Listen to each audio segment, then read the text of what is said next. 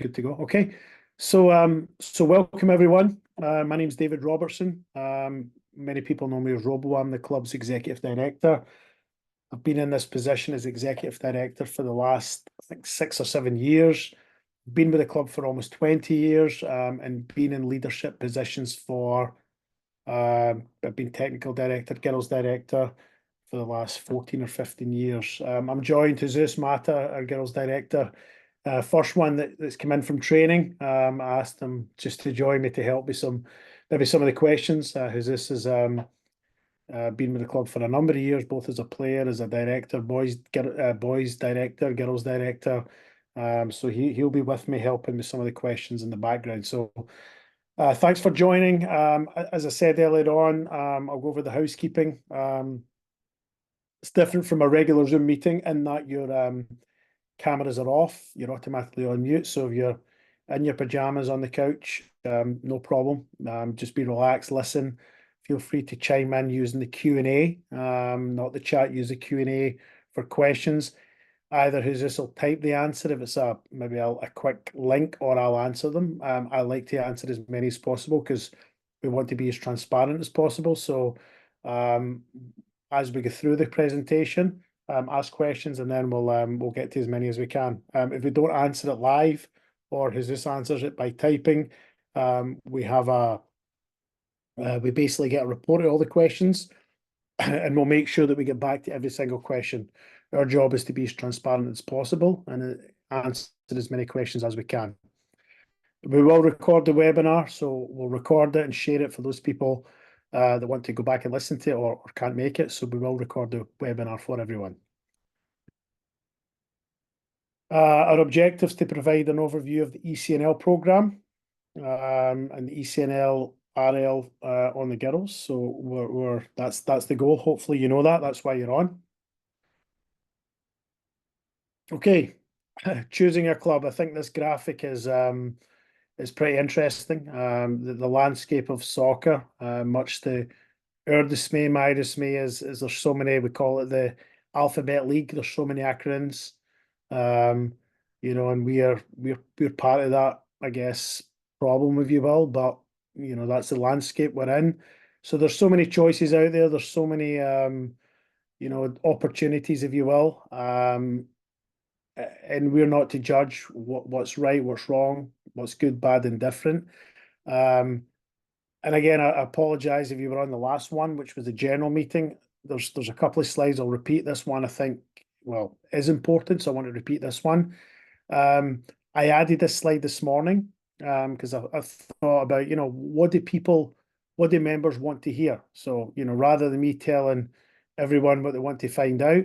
So I essentially Googled what's most important in choosing a youth club. And this Soccer Wire, which is a pretty good reference, if you will, came up with 5 things. I added another one, cost and value, because that's important. And I want to, not sell this to you, but just go through it. And for me, it was a reflective piece, because for me, it was a good chance to go through and say, what are we doing? What needs to be better? And certainly while we touch on many of these things, we've always got room for improvement. So we're not here to sell the club. We believe in what we do. We also believe that we have to work hard to get better every single day. So that's the vision, if you will, and the ethos that was instilled in me from my predecessor, who was Ashley Uden, who's still around the club in some capacity. You see him or you hear him. So we're not here to say that we have the golden ticket. We think we do things well. These are the areas that we like to try and check the boxes in, and it's up to you ultimately to decide yes or no whether we're right for you. And if not, then figuring out the landscape is a bit of a challenge. That's the agenda. Again, we wanted to make it interactive, so there's time for questions at the end. Hopefully that's it should be easy enough on the Q&A. Jesus, chime in at any time of a mute or anything, like just let me know, Jesus, if any time this is not making sense. So our staff, we're super proud of the staff. I said to the last group that we were very fortunate that we have more qualified staff in the sense of A and B licenses than anyone else in Northern California. That we have stats to prove that. That's not in any way to be arrogant or above ourselves, but we know that coach education is really important. But the first thing I can say about all of these coaches, boys and girls, is that they're good human beings. So that's the most important thing. So when we get any coach application, the first thing we look for is do they fit the ethos of the club, do the jive with what we're trying to do in terms of lifelong player development, and then we look at the development in terms of coach education. And many of these coaches have been with the club for a while, and they've got a lot of experience in the ECNL platform and beyond. So we're super excited to have a great staff. I truly believe, maybe I'm a bit biased, but we have the best coaching staff in Northern California. I don't boast about too many things about the club, but the coaching staff, I will certainly put my neck in the line and say, as someone who works in coach education, we're very privileged and honoured to have an incredible staff. So for us, that's very important. They'll be the people that'll be working with the players. We have quite a few auxiliary coaches. So, for example, we have college advisors, we have staff coaches, we have Connor who does our strength and conditioning, goalkeeping staff. So it takes an army, and we're really proud of the army we have. Okay, so we want to set the standard. This is a little bit of fun, but it's also a little bit of a little reflection piece. Some people that are on here thinking about ECNL for the first time. There's a lot of misconception out there. Some of it true, some of it not, some good, bad, and different.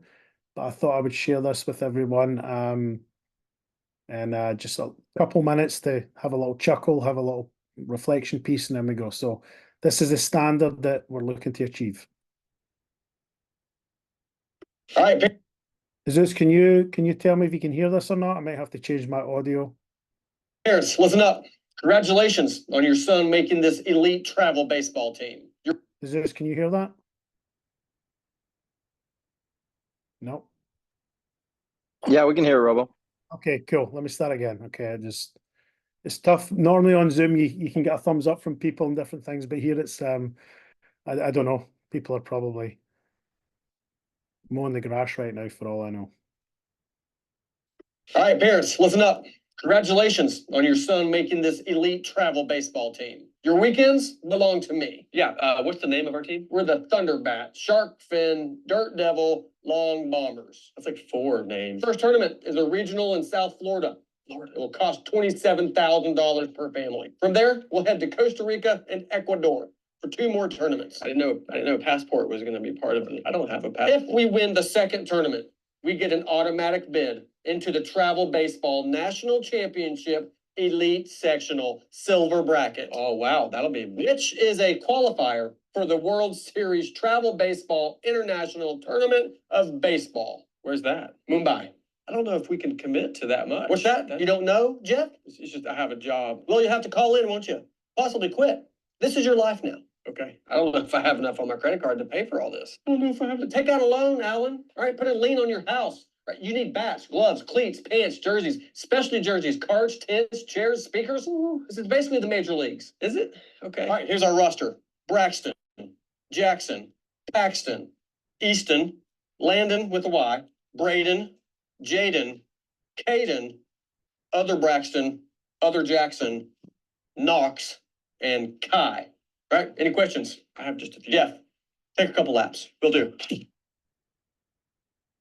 All right, so obviously just a little bit of fun, but the reason I share that is because I'll be quite honest, prior to Davis Legacy being ECNL, one of the big things when we were in the outside looking in, we applied for ECNL, we didn't get it, we would tell our members that, hey, uneducated, not in any way malicious, it costs a fortune. It's super expensive.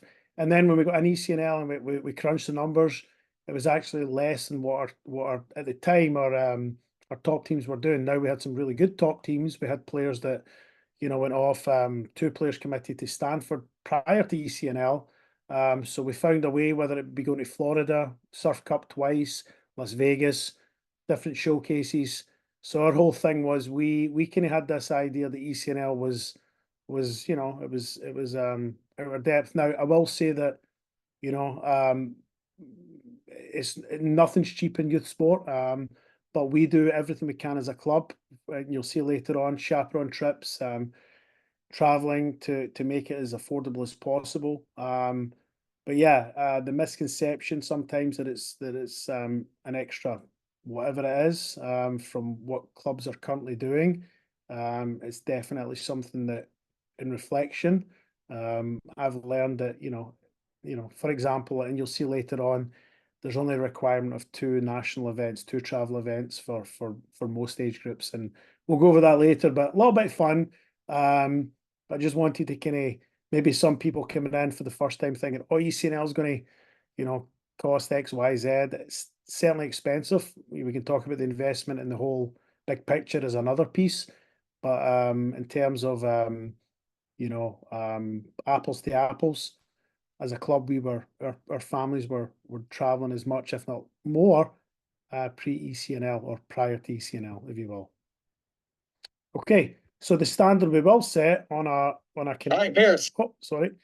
So these are some of the things we will do. That was a little joke. The teams will train 3 or 4 times a week. That fourth night, whether it's a mandated team training or whether it's you'll see later on, we're going to do shooting clinics on a Monday night. We piloted it just the last month or so, and it was feedback was great. So there'll be opportunity. 3 times is mandatory. The 4th time will be there as an option. And then sometimes coaches will require that 4th time. We have an injury prevention strength program with Connor Foley, who's fantastic. So every Wednesday night, our ECNL U15 to U19 players work with Connor as part of their training. We have a partnership with Dark Horse for video analysis. It's a really, really good way for players to and again, I said this in the last call, but as a parent of a 14-year-old, we're really allowing our younger generation to be even lazier, in the sense that all they have to do now is play a game.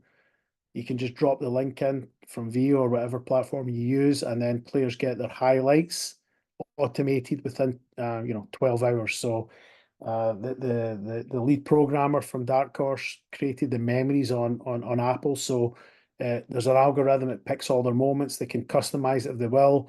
But basically, the idea of players not having clips or highlights to send to college coaches, we're making that, that's gone. So players will have automatically highlight reels from all their games, which is really cool. We have a partnership with Scouting Zone. So in the past, sorry, I just skipped a slide. This provides the players with a free Scouting Zone, which is the main college recruiting, trying to think of the right word, program. They are merging with Athlete One. However, that will not affect what we do. We'll still have the premium access to both Scouting Zone and Athlete One. Athlete One will have an orientation with our club in August. We also, for example, have a college night this coming Monday at 7:30 with our girls. We're really lucky. We have college advisors. We have 2 on the boys, 1 on the girls right now. So they're a great resource. As they get to the ECNL level, we're looking for classroom sessions. I know that many of our coaches go in the classroom, try and break the game down. We do tactical webinars, and indeed there's homework. So, for us, we talk about quote unquote the sharper end. Our goal as coaches is to set the standard at the ECNL, and that's where coaches ultimately try and get to, players try and get to. So it's we don't want to just walk the walk, talk the talk. We want to walk the walk. So these are the standards that we're trying to instill to kind of separate ourselves, if you will. Why ECNL? This is from the ECNL's marketing doc, which I think pretty much paints a picture. There's pathways throughout. The showcasing is really good. Yeah, these are the reasons why ultimately we chose to be part of it. The core values, very much, they jive a lot with what we're talking about. More than just the player, more than just the football. We're looking at everything in terms of just the overall excellence, opportunity, respect. If you were at the presentation earlier on, we went really deep into the life, player development from a lifetime point of view, the reciprocal value in that, the time and energy. We know that college is a huge driving force for ECNL. These are some stats from ECNL. 73% of Division 1 verbal commits are ECNL alumni. You can see the stats here. So I will say this, not to be disrespectful to any other organisation. I will say that I know for a fact, or we know for a fact, it's public, that all the clubs in the Surrey Sacramento area, or not all the clubs, the higher level clubs, all apply or have applied or continue to apply to be part of ECNL, boys and girls. So there are other programs out there that, there's some good programs, but there's a reason why, they apply, and the ECNL has been established. It's been around for longer than many of the other programs. Is it perfect? Absolutely not. There's there's a lot of frustrations we have, but at the same time, if you look at our numbers and look at our stats, since we joined the ECNL, they're pretty good. So this here is our list of college commits for this year, 24. I think we've got 35 players committing to college, boys and girls. We have our college signing night tomorrow night to recognise them. And then if you look at just the pathway, if you will, since 2017, we've had 190 players committed to playing college. It's about an average of 26 players per year. This is actually our biggest year, boys and girls combined. In the past, 90% of our college commits was girls. Our boys get ECNL. We improved the standards, increased the coaching level, and now it's like a 50-50. As you can see here, we've increased by 70% since our involvement in the ECNL. And then what that does is that has a reciprocal impact on the second and third teams. I will say we've got players from second and third teams for sure committing to play college soccer. And again, that's a reciprocal value of being, having the opportunity at the higher end, if you will. One thing to point out, I mentioned it earlier on, this class of 24, 58 of them graduating, 57 of them are attending college, and 53 of them indicating they're looking to play football at some level. So we've got 35 of them committing to play soccer at college, but the rest of them are looking to play at our mural, club, whatever it may be. So for us, that's a huge, that's a huge testament to what we're trying to do in terms of lifetime football. So we're really proud of that. The ECNL is not necessarily the reason why players play in college, but it's definitely not. But it certainly helps in terms of just, exposure. And it raises the standards as well for the ECNL RL. So you can see here there's a good number of players on second teams looking to play college soccer as well. So we're really proud of that, and ECNL has certainly helped with that. This is generic. Again, I'm not going to read it verbatim. I'd say that the boys have still got a lot of work to do. In terms of getting up to that, to helping with the average. But certainly the girls' ECNL program has been around a lot longer, and the boys' ECNL program is up by 23% from last year. The ECNL environment, I'm not going to read it at all verbatim, but the whole idea is professional environment, everything from just the field, the optics, the setup. It should be set up in such a manner to, give the players a feeling that, it's the next level. So all of that stuff is there. Again, I'm not going to read it verbatim. You can get this presentation and look through it yourself. I'm not here to sell this. This is just some slides that the ECNL put together on their marketing deck. More on the logistics, if you will. Can I just check, is this, are you on? Yeah. Okay, the Q&A is really quiet, so I had this funny feeling right there. Have I been frozen for the last 30 minutes? But that's okay. Okay, you're on. Yeah, no, there's one question, but we'll wait until you get a little bit No farther problem. down to, yeah. Perfect. Perfect. Okay, just making sure. Okay. So the boys league, so this is a league. Boys league's set up a little different from the girls in that there is promotion from NorCal in the last couple of years that they've decided not to do it this year because the league is, as you can see, pretty big.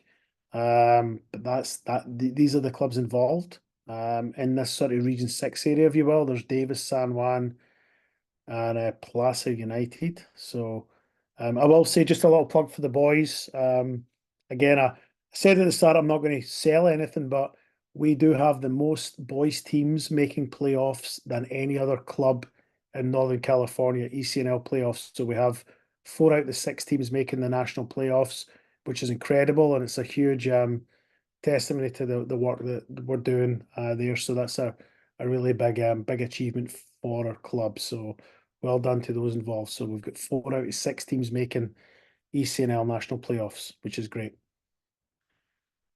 On the girls' side, not quite as many teams. You know, I will say on the girls' side that, you know, the boys, there's a lot of talent. There is MLS next. There's talent there for sure. There's players everywhere on the girls. Like, you know, can name my other role at NorCal.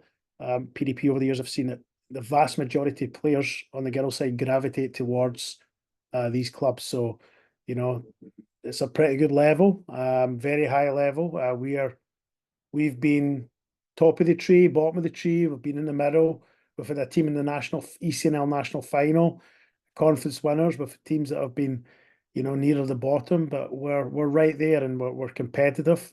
With some good years, some not so good years. Always good years, actually. I'll take that back because we're competing. But we're competing with some very good clubs, and we're right there. So we're, you know, that's the league. That's the teams you play against.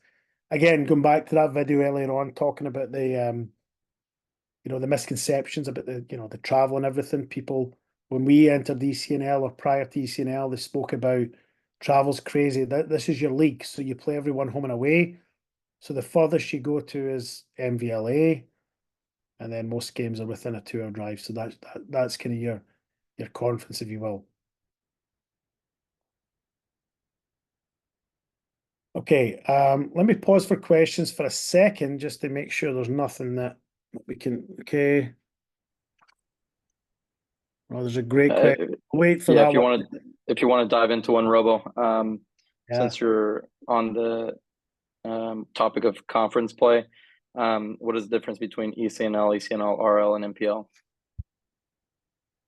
Okay. I think the way this person's listed it is perfect. ECNL's, if you look at it from a pyramid, ECNL's the top, ECNL RL is underneath, and then NPL is underneath that one. So that's kind of the hierarchy, if you will. So ECNL is at the top of the pyramid, then there's ECNL RL, and then there's NPL.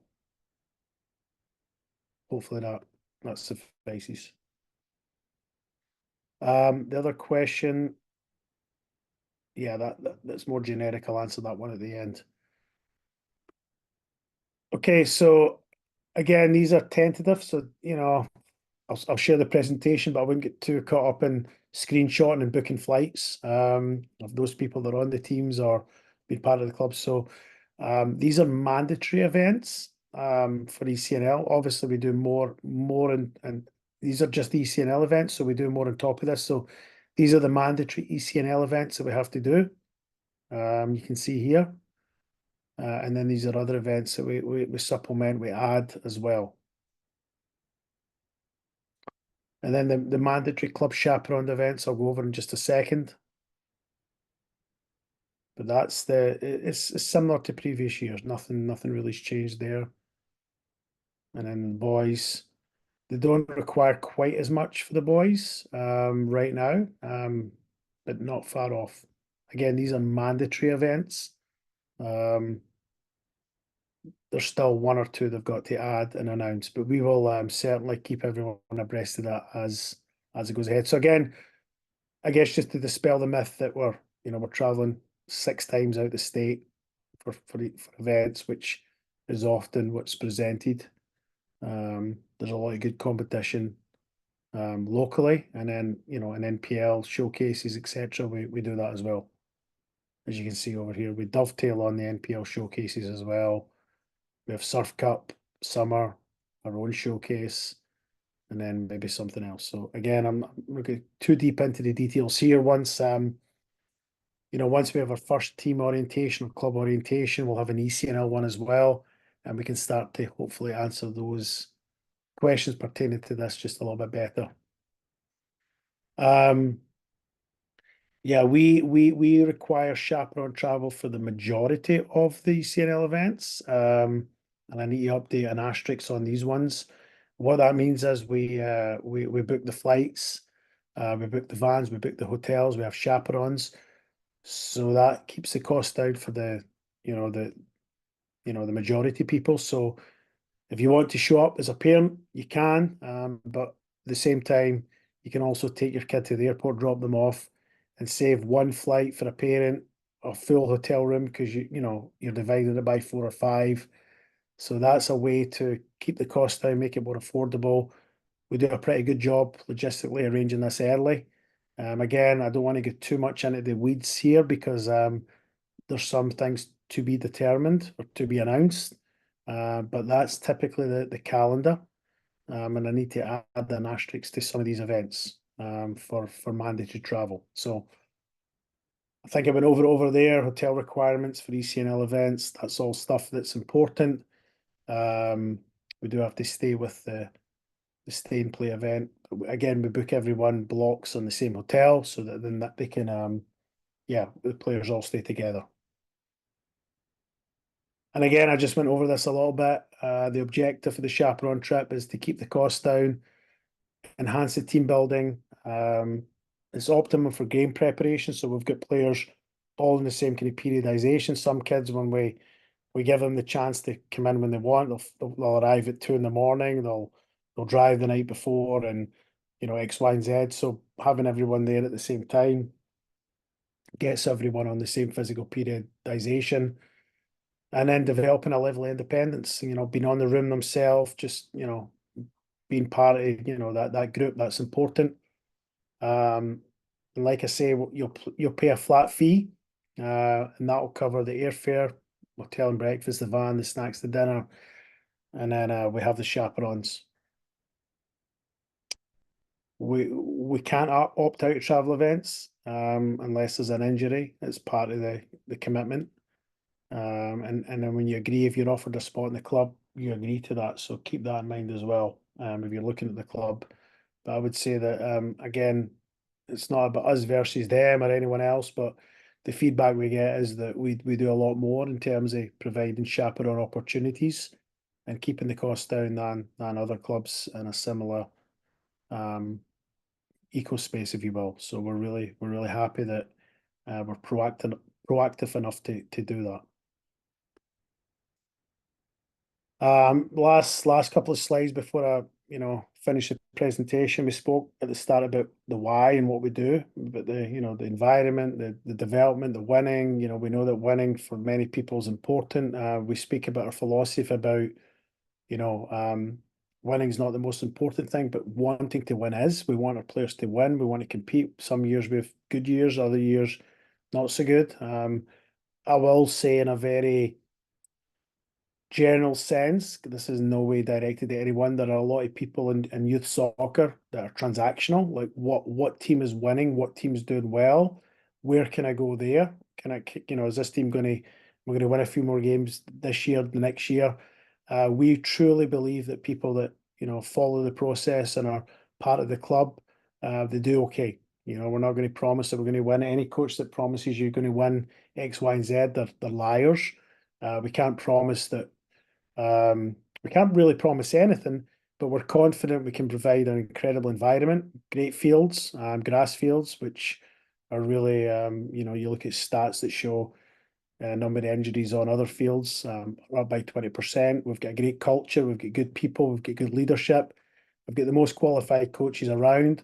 And we hope that we can help your player in your journey. And if we can, you know, I tip my hat to all of you parents for making the sacrifices, time, financially, to give your players the chance to keep playing. It's really, really important. Our commitment, this is not a golden ticket. We are really lucky that we have the ECNL. Well, I say lucky, but we've worked hard to get it. But we strive to continue to improve every day. And like we say to the players, our minimum requirement is maximum effort. As I went through this presentation, I was so self-reflective on some of the things that we say we want to do or we can do. And there's areas where we want to do better. So yeah, like I say, we're not perfect, we're far from it. But we believe we've got a lot of things in place that can create a good, positive environment, which is part of the development moving forward. I'll take some questions, or I'll look at the questions. I think Jesus has been helpful in the background, typing some, but I'll look at the ones that are open. Yeah, can players try out for different age groups? We have a play-up policy, which if you go to our website, I'm sharing it right now. If you go here, oh,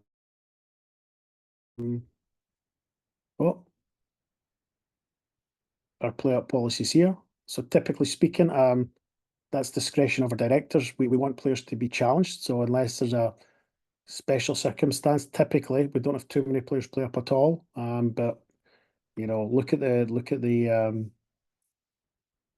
what we have on our website. Hopefully, should answer that. Will players have a chance to change levels this year? Absolutely. I think every year, as far as I can remember, there's players that move from black to white, white to red, etc. So, you know, there's not a single coach that I know of in the club that doesn't want the best players to help the team. So if a coach thinks a player can help, then that's ultimately what we're trying to do. We're trying to take the players that can help us the best.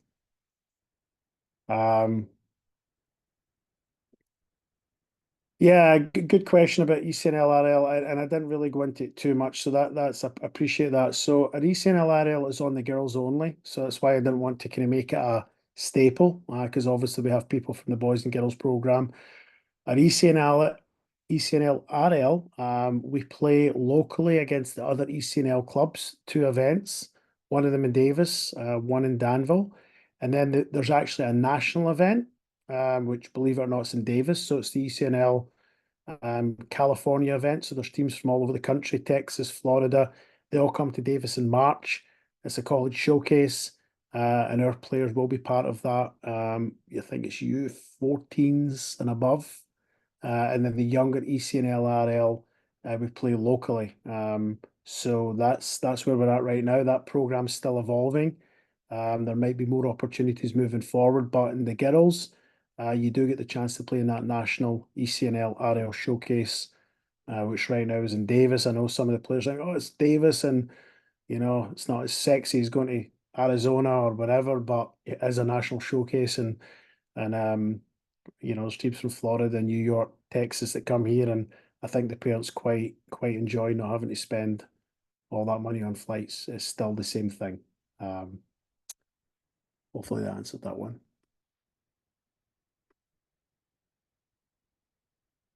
There's a question about conflicts, specifically about ODP schedule. I'd say whether it's ODP, PDP, basketball, baseball, guitar, dance, you know, people make decisions that, you know, it's a life skill about balancing workload. We hope they don't bite off more than they can chew. We're open to people doing different things. I think it's really important, but at the same time, commitment is also important, right? So if you commit to something, make informed decisions. We know that there's things that come up. These are just dialogues you have with your coach. But ultimately, you know, there is a level of commitment expected at I'm sure everything you do, whether it be, again, a different sport, whether it be drama, dance, baseball, basketball, soccer, you know, there's a level of commitment that's expected throughout the board. So hopefully that answers that one.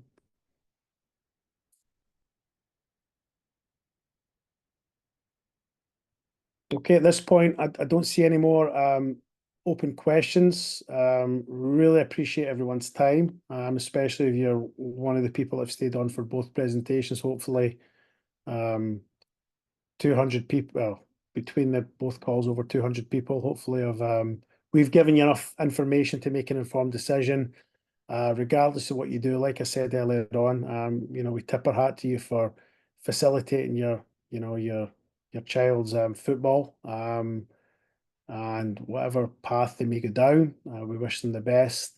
We're not for everyone. We're confident we do a good job, but we're not, like I say, we don't have a golden ticket, and we're very humble that you're at least on here tonight, considering the club. And if you come out to tryouts, then we're looking forward to it. So thank you.